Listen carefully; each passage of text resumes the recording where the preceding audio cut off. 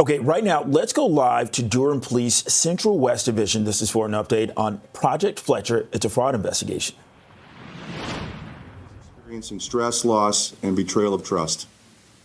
In 2025, victims in Durham Region suffered losses of over $58 million due to fraud. So far this year, residents of Durham Region have reported nearly $5 million in losses. For many victims, the impact extends well beyond financial loss, affecting mental health, personal relationships, and overall well-being. As fraud continues to grow and evolve, prevention and public awareness are just as critical as enforcement. Education remains one of our strongest tools.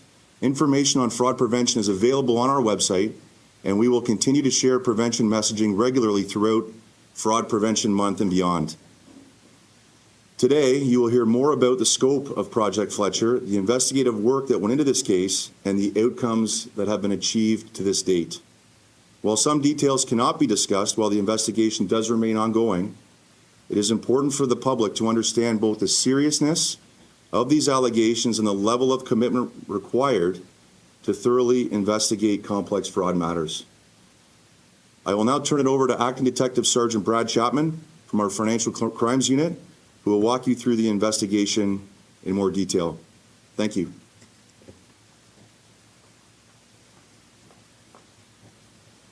Thank you, Deputy. Good afternoon. Thank you all for being here. My name is Brad Chapman and I work for the Durham Regional Police Financial Crimes Unit. Today, I'm going to provide an overview of Project Fletcher, a complex long-term fraud investigation led by our Financial Crimes Unit that began in November 2021. The 4-year-long investigation centers around Dua Hoodway, who was employed as an operations manager with Service Master in Durham Region for more than 23 years. During a corporate restructuring, Ms. Hoodway's role changed and a new operations manager was appointed. Shortly after assuming this role, the new manager identified financial irregularities involving Ms. Hadway. As a result, Service Master initiated an internal audit and then contacted us. The case was assigned to Acting Detective Sean Finley of the Financial Crimes Unit, who began a formal criminal investigation. This investigation determined that Ms. Hadway orchestrated a sophisticated long-term fraud scheme. The alleged offenses included diverting employee wages into her own bank account, redirecting pay from certain employees to others, including members of her own family, and submitting fraudulent subcontractor invoices to Service Master for work that was never performed. The investigation was determined that funds directed to Ms. Hadway's son and daughter were used to make ongoing mortgage payments for a newly constructed home. That property was later sold at a profit, and the proceeds were allegedly laundered back to Ms. Hoodway and her husband. While investigators believe the suspected fraud may have spanned more than 15 years, the review period was limited to January 1st, 2015 through October 1st, 2021. This limitation was due to the financial institution, record retention policies, and the availability of corporate documentation. Losses to Service Master are believed to exceed $3 million during the 6-year period alone, while investigators estimate the total over 15 years to be much, much higher. A forensic audit revealed that 270 checks were issued by Service Master as payment for fraudulent subcontractor invoices for work that was never completed. These checks were issued to 8 subcontractor companies and deposited into 22 different bank accounts. Judicial orders were obtained for all recent bank accounts.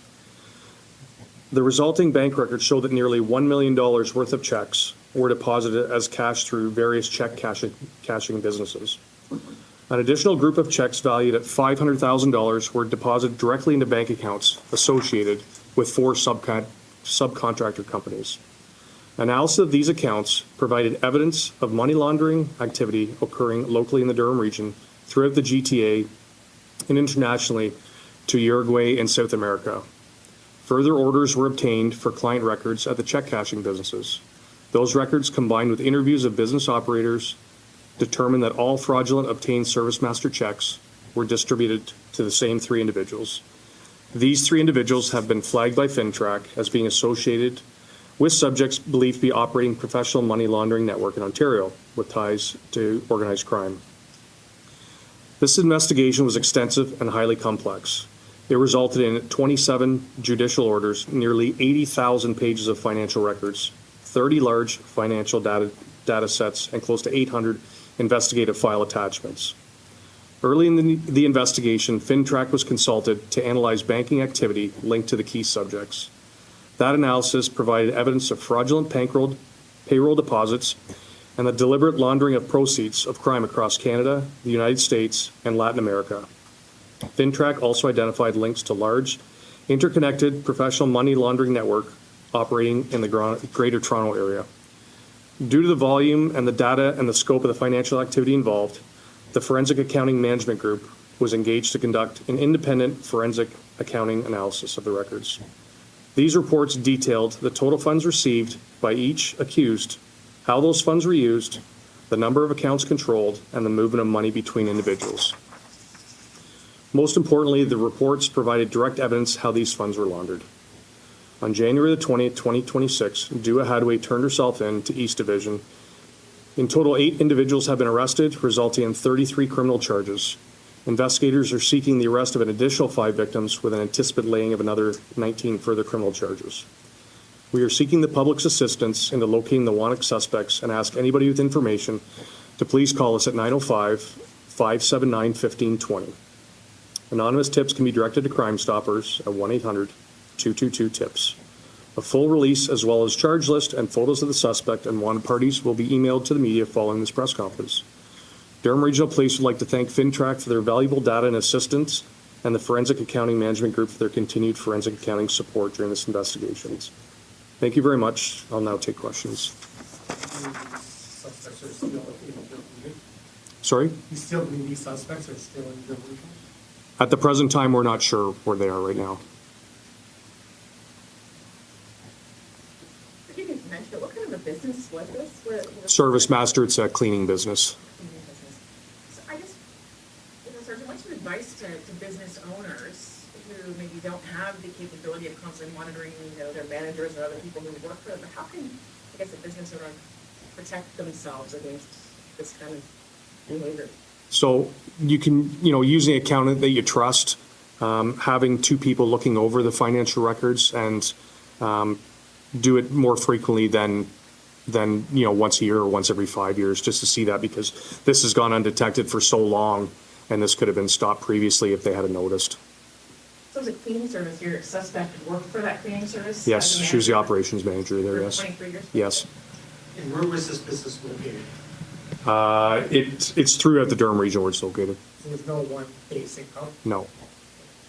How many family members of your prime suspect were working alongside her? They're all somewhat related to each other. All of the suspects Yeah. and the 5 that you're still looking for? Yes. When you say somewhat related, are they all family members or? There's a husband and wife, there's children, there's different family members, yes. Are these 5 known to police? Not that I'm aware of.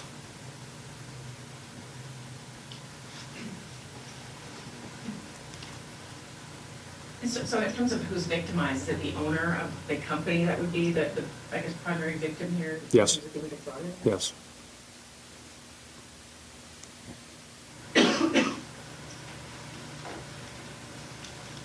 What's your message to, obviously, turn yourselves in, but what's your message to these followers? To seek legal counsel and contact us, turn themselves in. How does something like this go undetected for 23 years, 15 years, or when you're alleging that this was actually going on? Is it simply the owner was too trusting of their operations manager? I can't really comment on that, just with it being an ongoing investigation, but it did go undetected for so long, someone holding that position for so long and being trusted in that position.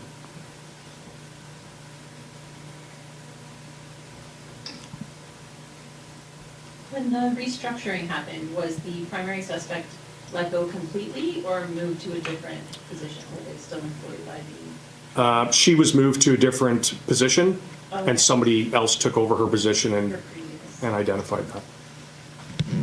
Is she connected in any way to the owner of the business? No. How challenging is this investigation for you? How challenging?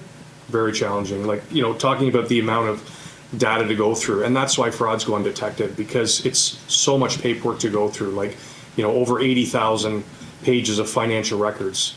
And when you look at, you have to go through every single line to find that, and it's very tedious work, but it's obviously very rewarding work to uncover this kind of crime.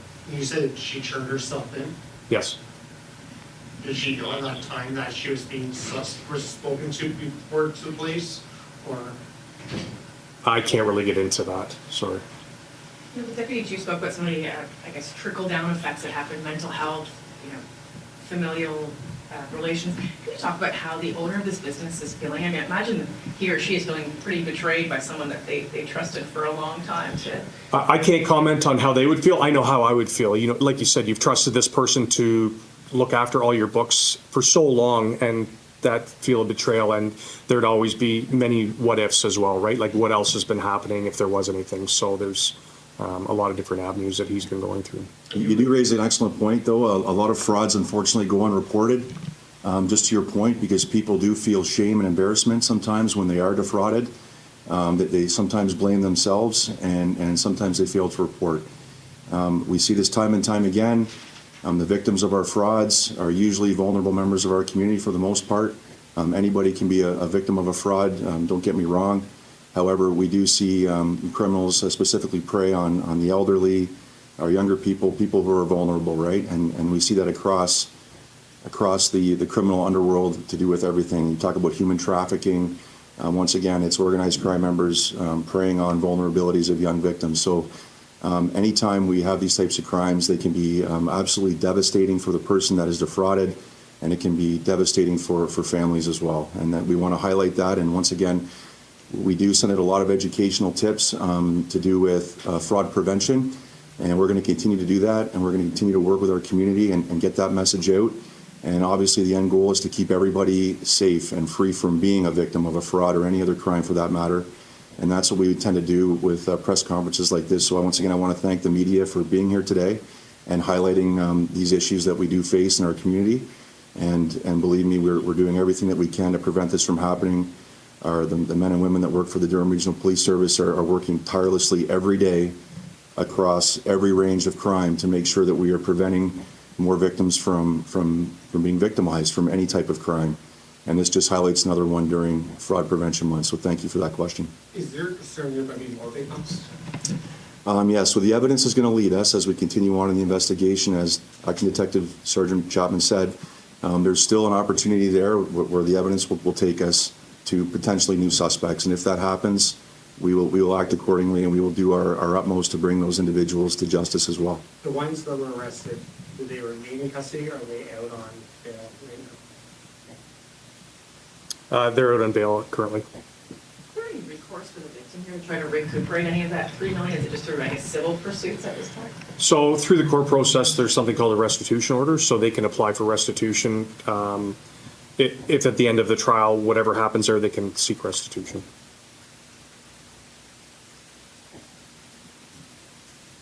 What would be your message to the community as technology continues to evolve and we see these cases of fraud get more and more elaborate as we move along? So I think a big thing is speaking to friends and family and not just making these decisions on yourself. If it's too good to be true, it's probably too good to be true. And like the deputy said, over 3,000 reports come into our office. It's just continuous. And the loss that the community has suffered, that's only the reported loss, because like the deputy is saying, where there's embarrassment, some elderly people wouldn't want their family taking over their finances. They feel they're getting older and can't do that. So it can cause a lot of issues. So a lot of people don't report it. But just rely on your family and friends for sure, because if it sounds too good to be true, it's probably too good to be true. We'll take one last question. Thanks very much, everyone. We appreciate you being here today. Thank you. Thank you. Okay, so you've been watching live coverage. This is from Durham Police Central West Division.